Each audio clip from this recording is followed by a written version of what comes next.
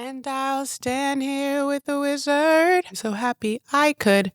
No. I'm just talking. Are we recording? Because you were adjusting the camera. Okay. Welcome back to the cutting room floor. It's Wicked season again, and you might have to be Wicked Hive for this one. You might need to be a Wicked nerd to truly appreciate this.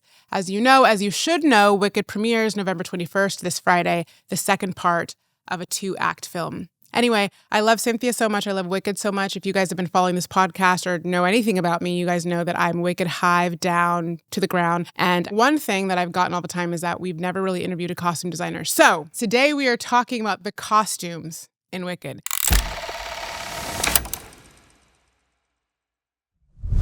Now, when we think about the most visually iconic films and musicals, we often remember the costumes first. The colors, the fabrics, the elements that make that world feel real long after the credits roll. And yet, costume designers themselves are rarely ever household names. And while costuming dates back to the earliest forms of theater, from ancient Greek tragedy to Shakespearean companies, the profession of costume design, in the modern sense at least, didn't really exist until the late 19th century. It emerged out of European theater and ballet and evolved today into this kind of formal creative department with the birth of Hollywood.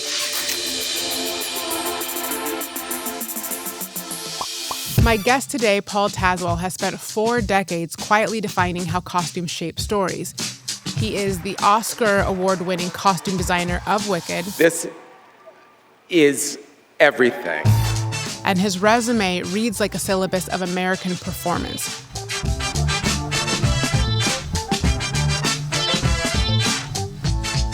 Paul grew up in Akron, Ohio, and inspired by his mother's artistic influence, he learned to sew and paint at a young age.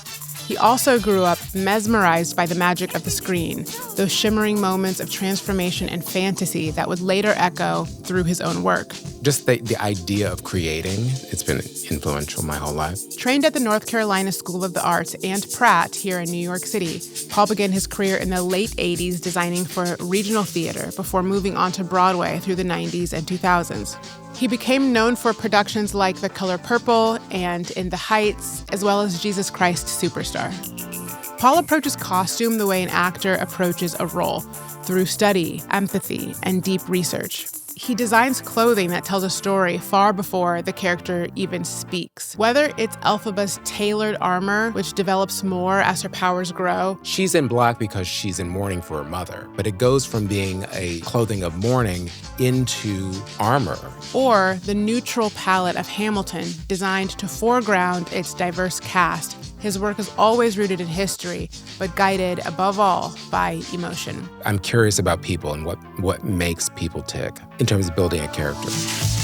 I sat down with Paul on the eve of Wicked for Good's release, the second part of the hit movie adaptation starring Cynthia Erivo and Ariana Grande. We talk about his process, how he researches and sketches, how he collaborates with actors and directors, and why costume design, when done right, can be more visionary than the fashion itself. I love this movie. I hope you all go see it, but all this and more on the cutting room floor. Here we go.